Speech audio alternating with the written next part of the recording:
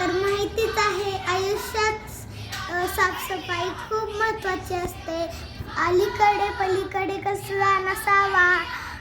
आपल्या आजूबाजूचा परिसर स्वच्छ ठेवा आणि साफ केलेला कचरा फक्त घंटागाडीतच टाका. स्वच्छताच हे सर्व रोगांचे एकमेव औषध. म्हणजेच त्याच्यासाठी सगळीकडे स्वच्छता असावी लागते.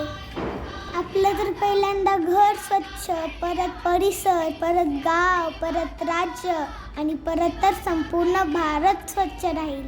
म्हणून